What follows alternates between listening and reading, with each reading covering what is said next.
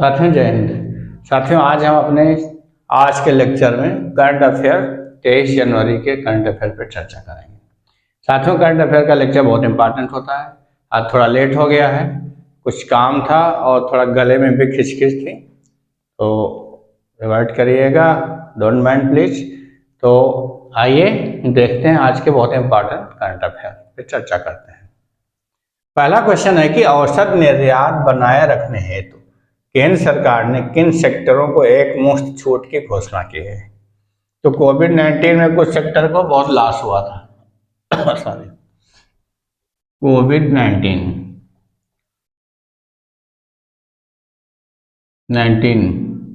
के नकारात्मक प्रभावों का सामना करने हेतु प्रभावों का सामना करने के लिए तीन सेक्टर जो हैं, मुख्य तीन सेक्टर, एक तो होटल, हेल्थ केयर और एजुकेशन।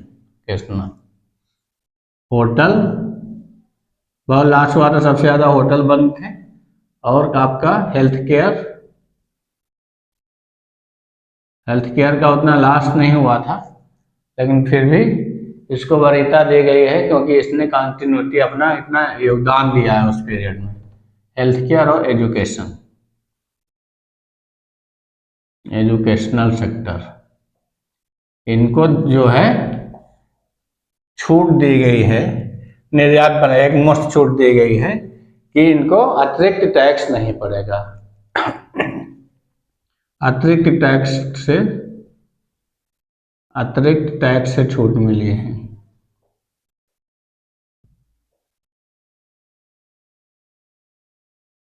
और जिससे क्या होगा कि किसके द्वारा, वाणिज्य और उद्योग मंत्रालय द्वारा, वाणिज्य और उद्योग मंत्रालय द्वारा, जिससे क्या रहे, आयात और निर्यात की प्रतिस्पर्धा हमारा बना रहे। तो इसे निर्यात संवर्धन पूंजीगत वस्तु योजना भी कहा जाता है, जो 1990 में शुरू हुई थी। निर्यात संवर्धन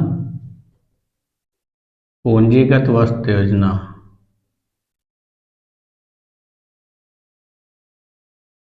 1990 में, 90 के दशक में शुरू हुई थी। जिससे क्या दिया है, औद्योगिक प्रतिस्पर्धा बनी रहे और गुणवत्तापूर्ण उत्पादन रहे, गुणवत्तापूर्ण उत्पादन हेतु ये आपका, इसलिए इनको छूट दी गई है एक मुश्त। कोविड-19 का जो अभी तक प्रभाव रहा, उभरे नहीं है, उसलिए इनको छूट दी गई है, जिससे अपनी गुणवत्ता के उसमें कर सके। तो 1990 के दशक में हुआ था। दशक क्यों कहा जा रहा है, क्योंकि उदारीकरण ही आपका 91 में आया। अगला क्वेश्चन है कि मणिपुर, त्रिपुरा और मेघालय का 51वां स्थापना दिवस कब मनाया गया। तो ये अभी हाल में मनाया गया है, हाल ही में 21 जनवरी 2023, 51वां, इसका मतलब समझ लो आपका 72 में हुआ। तो ये जो है राज्य पुनर्गठन जो आयोग हुआ था, राज्य पुनर्गठन आयोग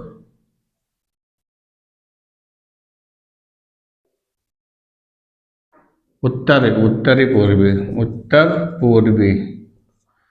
पूर्वी राज्य पुनर्गठन आयोग अधिनियम था 1971, और ये लागू कब हुआ, ये हुआ लागू मतलब 21 जनवरी 1972 से। तो तब यह स्थापना हुई, और 1970 में जो मेघालय क्या हुआ था, असम से स्वायत्त राज्य बना था 1970 में मेघालय असम से अलग हुआ था, स्वायत्त हुआ था। और वैसे ये राज्य क्या हुए, ये रियासतें थी आपकी मणिपुर, त्रिपुरा और मेघालय। मणिपुर, त्रिपुरा व मेघालय जो रियासतें हैं, 1949 में इनका विलय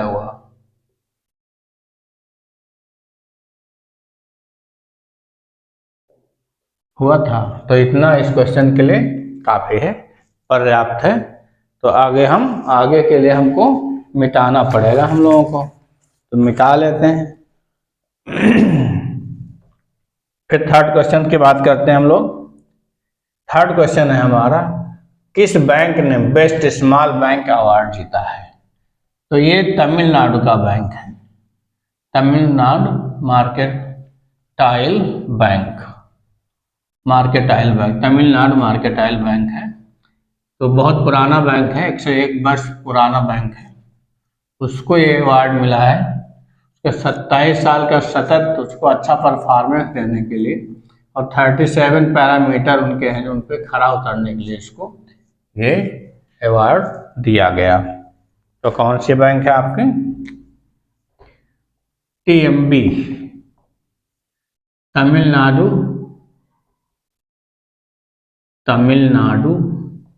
मार्केटाइल बैंक, 101 वर्ष पुराना है, तो इसको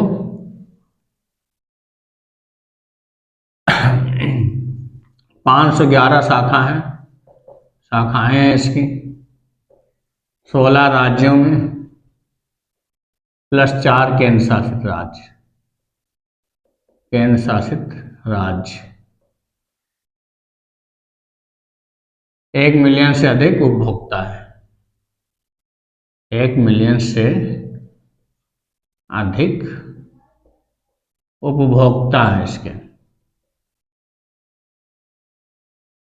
और इसकी पूंजी कितनी है? 1 लाख करोड़ से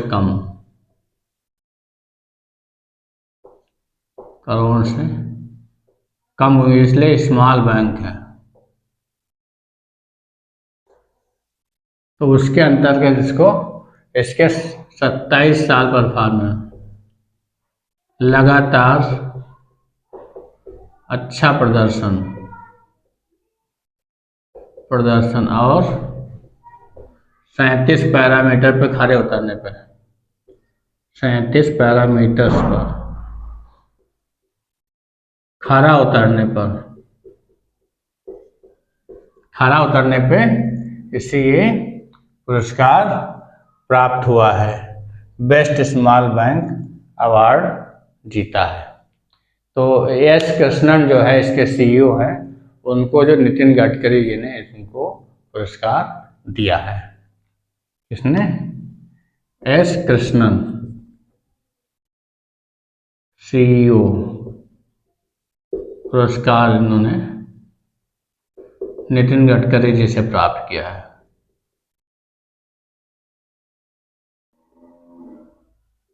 इससे प्राप्त, और ये बिजनेस टुडे द्वारा जो है इसका बेस्ट बैंक सर्वे होता है हर ईयर 2022। तो बिजनेस टुडे के द्वारा से इनको ये सर्वे हुआ था। इसने बिजनेस टुडे द्वारा survey best bank survey for 2022, best bank survey for हुआ था, उसमें जो है तो इनको ये पुरस्कार इस बैंक को मिला है, तो ईयर 2022 के लिए। अगला क्वेश्चन है हमारा, फोर्थ क्वेश्चन है, हॉकी विश्व कप की सबसे बड़ी जीत किसने? तो नीदरलैंड ने अभी हाल ही में नीदरलैंड, ये सब क्वेश्चन एग्जाम में आने लायक है, वही क्वेश्चन आपने लाए जाते हैं। नीदरलैंड ने किसको हरा के? चिली को हरा के। दक्षिण अमेरिकी देश है चिली, उसको हराया है। चिली को हराकर 14-0 से, बताइए, उसको गोल ही नहीं करने दिया, वो अपना 14 गोल मार दिया। किसके रिकॉर्ड को भंग किया है? ऑस्ट्रेलिया के रिकॉर्ड को तोड़ा है। ऑस्ट्रेलिया के रिकॉर्ड को तोड़ा है। उसका क्या रिकॉर्ड था? ऑस्ट्रेलिया ने 2010 में इसको साउथ अफ्रीका को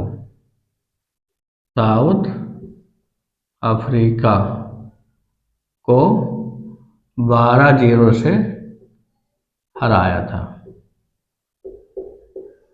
तो उसके रिकॉर्ड को इसने तोड़ दिया है। तो समझ लीजिए, तो ये सबसे बड़ा रिकॉर्ड इसने कायम किया है। अगला क्वेश्चन है हमारा कि दुनिया का सबसे मूल्यवान ब्रांड कौन बन गया? तो अमेजन बना है। अमेजन बना है अभी सबसे मूल्यवान ब्रांड, जबकि उसमें 15% की गिरावट के बाद, कोविड पीरियड में 15% की गिरावट उसमें के बाद उसने क्या किया है, तब भी एप्पल को पछाड़ के सबसे मूल्यवान ब्रांड बन गया है। कि कौन बना है? अमेजॉन। 5 क्वेश्चन। अमेजन सेंट जोस किसकी? जेफ बेजोस की कंपनी है। जेफ बेजोस द्वारा स्थापित कंपनी है अमेरिका में, यूएसए की। तो ये टॉप पे हो 15% गिरावट के बावजूद की समझ लो कि गिरावट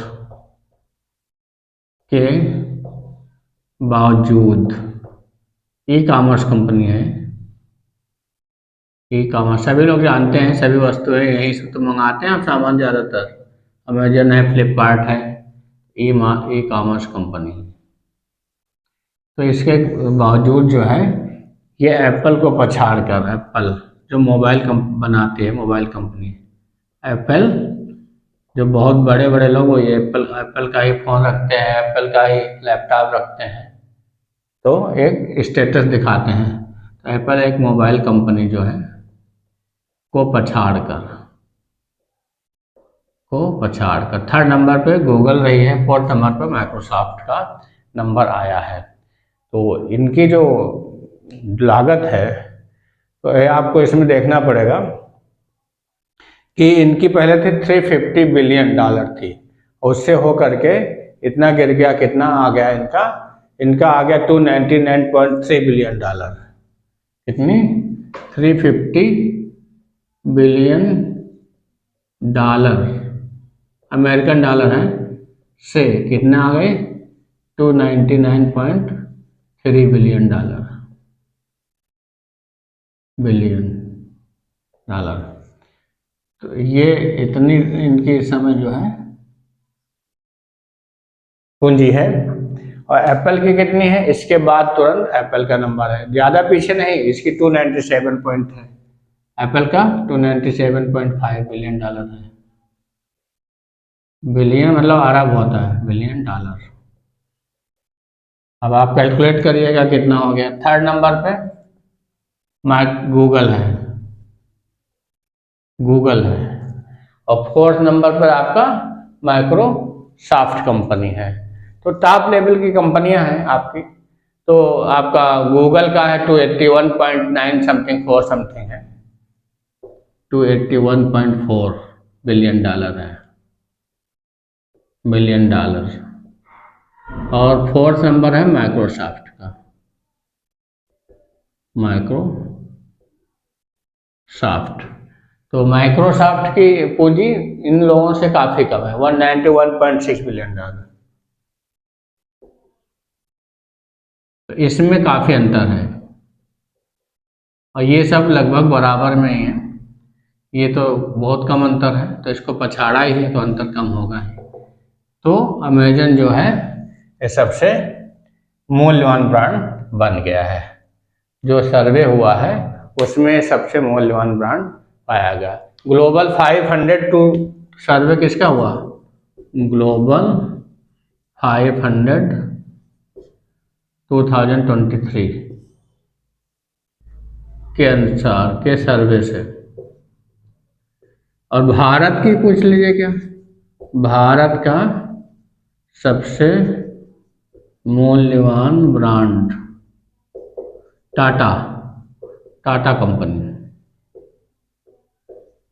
टाटा कंपनी शीर्ष 100 में शामिल,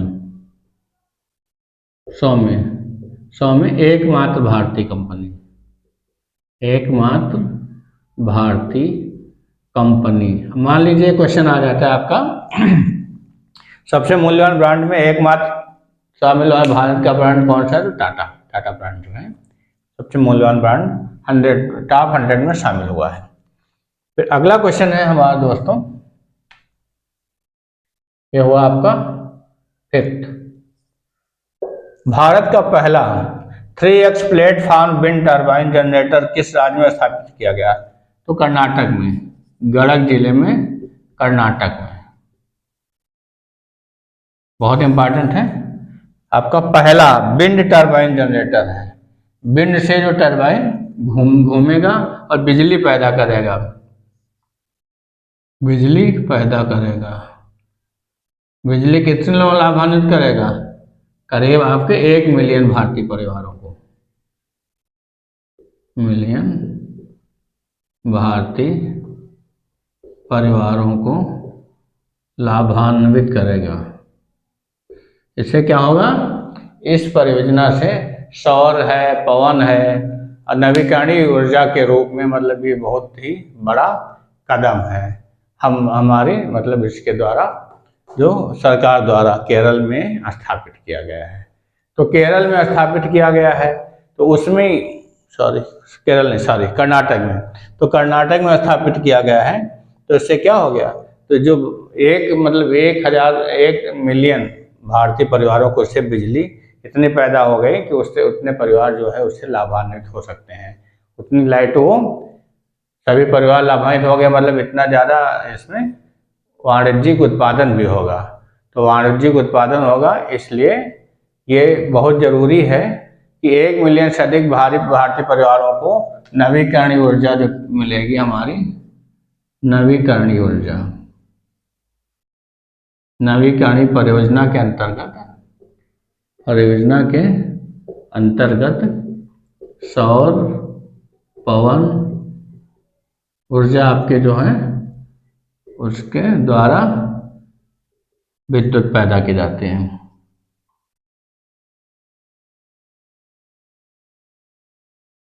तो बस ये मेनली ये याद रखिएगा, और ये जिससे क्या होता है, कोई पोल्यूशन नहीं होता है, ग्रीन प्रोजेक्ट है ये। क्वेश्चन नंबर 7 है आपका, किस राज्य ने छात्राओं को 60 दिन का मातृत्व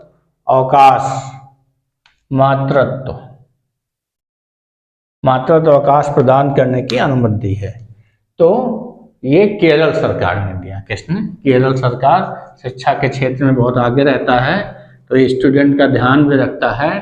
तो उसने देखा जो लड़कियां, बड़ी लड़कियां होती हैं, उच्च शिक्षा में आती हैं तो परेशान रहती हैं, किसी किसी को मासिक धर्म में बहुत दिक्कतें होती हैं, शारीरिक दिक्कतें होती हैं, उसको मेडिकल भी नहीं लगा सकती, तो मेडिकल भी नहीं मिलता लाभ।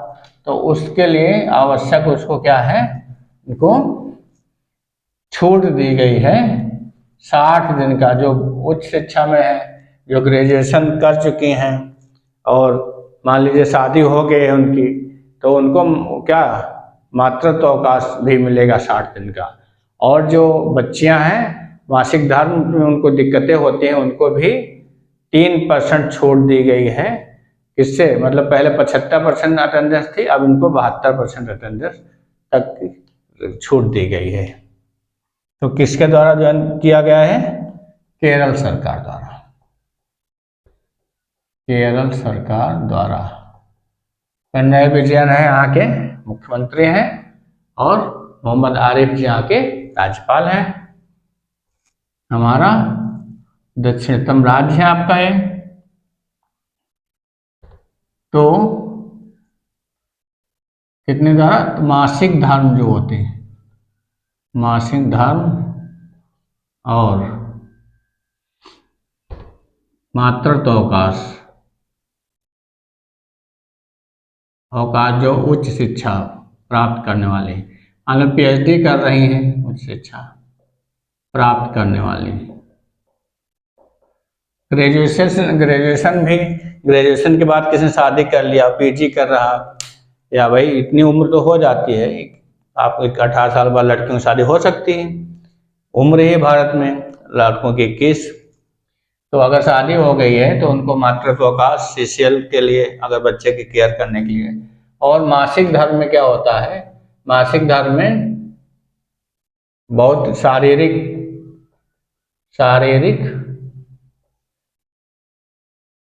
क्या होती हैं, शारीरिक ऐसी चीजें होती हैं, या पेन होता है, शारीरिक कमजोरी होती है, तो शारीरिक मतलब विषमताओं को ध्यान में रखते हुए, शारीरिक स्वास्थ्य को ध्यान में रखते हुए,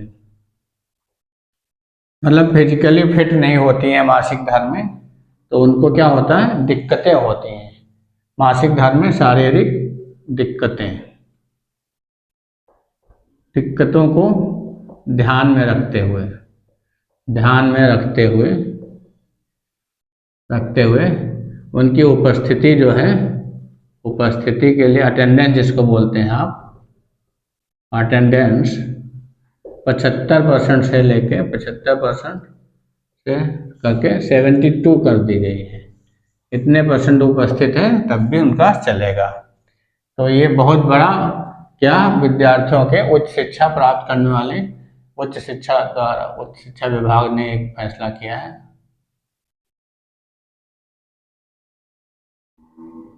तो बहुत बड़ा कदम है छात्राओं के लिए, और ये स्वागत योग्य कदम, सभी राज्यों को ऐसा करना चाहिए, क्योंकि दिक्कतें होती हैं, बच्चियां बड़ी हो जाती हैं तो मासिक धर्म में कभी कभी एक हफ्ते उनको प्रॉब्लम हो जाती है, स्कूल नहीं जा पाती हैं, तो उसका उनका मेडिकल भी कोई नहीं होता, लेकिन उनको दिक्कतें होती हैं, तो ये स्वागत योग्य कदम है।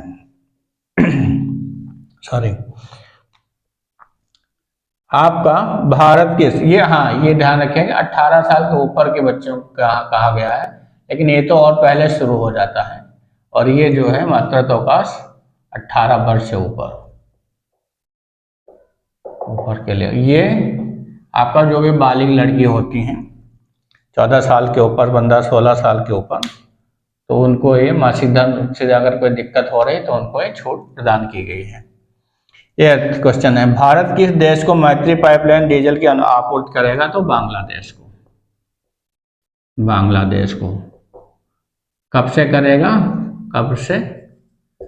तो जून 2023 से शुरू कर देगा। कितनी लंबी पाइपलाइन है, 131.5 किलोमीटर लंबी पाइपलाइन है,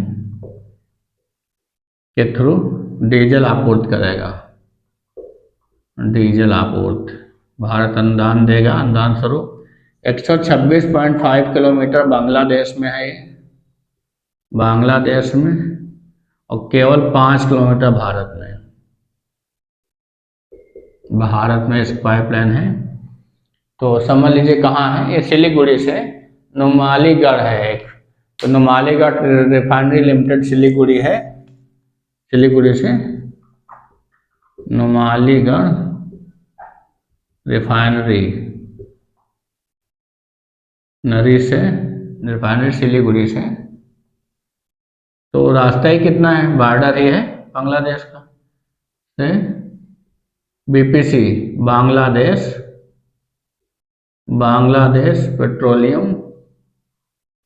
पेट्रोलियम कारपोरेशन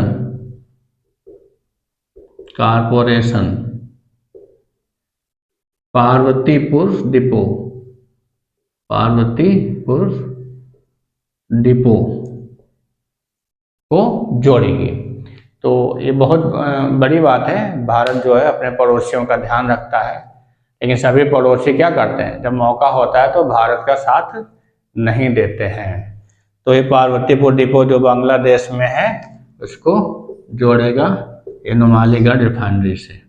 तो भारत में केवल 5 किलोमीटर है, ये ध्यान रखिएगा। 126.5 किलोमीटर बांग्ला टोटल लंबाई इसकी। ये प्रतिवर्ष कितनी क्षमता है? प्रतिवर्ष कितना? 10 लाख मीट्रिक टन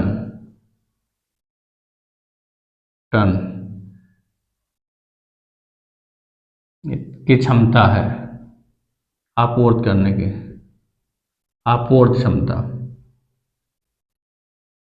तो भारत जो है अनुदान के रूप में, ये जो अपने पड़ोसी का ध्यान रखते हुए, ये बांग्लादेश को जो मैत्री है लाइन हमारी, मैत्री पाइपलाइन डीजल की आपूर्ति उसके थ्रू करेगा भारत बांग्लादेश को। अगला क्वेश्चन है, क्वेश्चन 9 है कि एक दिवसीय इंडिया कोल्ड कॉन्क्लेव कहाँ आयोजित हुआ है? तो ये नई दिल्ली में हुआ है।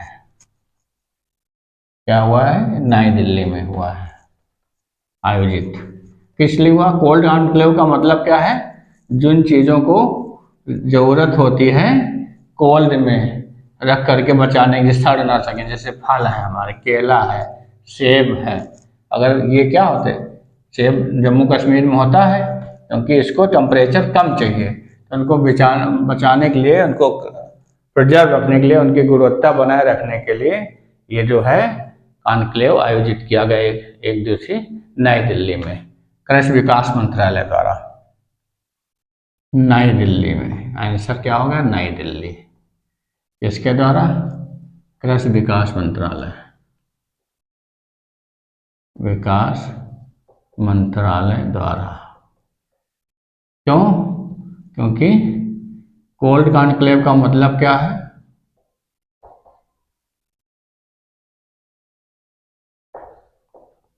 लो, चेन का मतलब क्या? चेन कोल्ड का मतलब कि कम टेम्परेचर में, कम तापमान पर वस्तु की गुणवत्ता बनाए रखना, वस्तु की गुणवत्ता बनाए रखने, मतलब जल्दी खराब ना हो, उनका निर्यात किया जा सके, बनाए रखने के लिए। तो उस पर चर्चा, सुझाव और उपाय, इन पे 250 से अधिक प्रतिभागियों ने भाग लिया, से अधिक प्रतिभागी जो हैं भाग लिए। तो इससे संबंधित जैसे आपके सेब है, कम, केला है जो जल्दी खराब होते हैं, केला ETC, अंगूर है,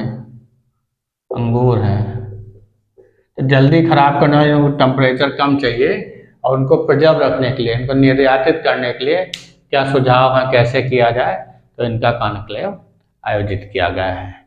PhD चैम्बर्स ऑफ कॉमर्स के साथ मिलकर कृषि और विकास मंत्रालय द्वारा, PhD चैम्बर ऑफ कॉमर्स के साथ मिलकर, जितने मतलब उद्योगपति हैं, जो बनाने वाले हैं, जो बागान वाले हैं, सबको बुला करके उनको राय ली गई, उनके विचार रखे, उनकी समस्याएं क्या आती हैं वो जाना गया, सुझाव मांगे गए, तो उस बेस पे एक कॉन्क्लेव आयोजित हुआ है। क्वेश्चन नंबर 10 है, अमेरिकी नगर परिषद की सदस्य बनने वाली पहली अश्वेत समलैंगिक महिला कौन है? ये वकील हैं, भारतीय अमेरिकी वकील, अमेरिकी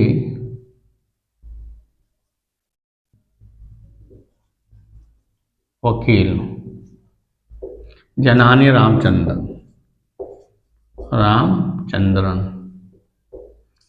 जनानी रामचंद्रन है इनका नाम है।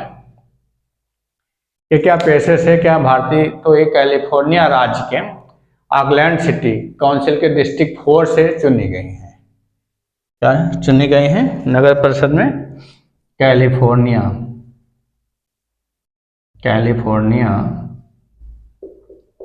राज्य के ऑकलैंड के डिस्ट्रिक्ट 4 से सबसे कम उम्र की, सबसे कम उम्र भी है इनकी उम्र, और अश्वेत, पहली पहली अश्वेत भी है, समलैंगिक महिला है। LGBT आप जानते होंगे, समलैंगिक महिला। तो ये याद रखिएगा, जो पहला भी होता है, चाहे पहला विश्व में हो, चाहे पहला आपके राज्य में हो, तो पहले सभी चीज़ें होने वाली आपके लिए इम्पॉर्टेंट होती हैं। तो साथियों, हमारे साथ बने रहिए। आशा है आपको पसंद आए होंगे। 10 महत्वपूर्ण क्वेश्चन लेके हम हाजिर होते हैं आपकी सेवा में, हमेशा तत्पर रहते हैं कि आपके लिए कोई भी क्वेश्चन, कभी भी कोई भी करंट अफेयर क्वेश्चन गलत ना हो। तो उस हिसाब से हम क्या करते हैं, इसका पोस्टमार्टम क्वेश्चन का करते हैं। कभी क्वेश्चन थोड़ा ज़्यादा डिटेल मांगता है तो उसको ज़्यादा करते हैं। कभी ऐसे क्वेश्चन होते हैं कि इम्पॉर्टेंट होते हैं, कम डिटेल वाले होते हैं, जो भी क्वेश्चन की रिक्वायरमेंट होती है वो हम पूरा करने की कोशिश करते हैं। साथियों, डेट श्योर है, अगर हमारा पूरा करंट अफेयर हमारे साथ बने रहते हैं तो करंट अफेयर का एक भी क्वेश्चन आगामी आने वाले किसी भी एग्जाम में आपका गलत नहीं होने वाला है। आप विश्वास रखिए कैलिबर अड्डा पे, और आप हमारे बहुत से जो लेक्चर हैं उसका भी लाभ उठा सकते हैं। जैसे जनरल हिंदी है, जनरल साइंस है आपकी, और आपकी 10 कदम सीरीज है, उसके माध्यम से आप हिस्ट्री, पॉलिटी और ज्योग्राफी के क्वेश्चन देख सकते हैं। अच्छे क्वेश्चंस का कलेक्शन है, और कॉम्पिटिटिव मैथमेटिक्स भी है। तो आप और सुझाव दीजिए, जो भी हम उस पर अमल अवश्य करेंगे। तो हमारे साथ बने रहिए साथियों, मस्त रहिए। थोड़ा सा भी अगर अच्छा लगे कि हम आपके लिए कुछ कर रहे हैं तो आप इसको शेयर अवश्य करिए, प्लीज़ शेयर करिए। उसमें आपको कुछ जाता भी नहीं, 1 सेकंड लगेगा, उंगली दबा दीजिए, हो जाएगा। और आप हमारे चैनल देखिए, अच्छा लगे सब्सक्राइब करिए, बेल आइकन ऑन कर लीजिए, जिससे आपको समय से वीडियो जैसे पड़े आपको मिल जाए, आप उसको देख के नोट डाउन कर सकें, रिवीजन करके आप अपनी तैयारी कर सकें। साथियों, मस्त रहिए, कैलिबर अड्डा के साथ पढ़ाई में व्यस्त रहिए, और अपने लक्ष्य की ओर उड़ान भरिए, और उसको तुरंत पाइए, एक ही अटेम्प्ट में पा जाइए उसको, और हौसला बुलंद रखिए। जय हिंद साथियों।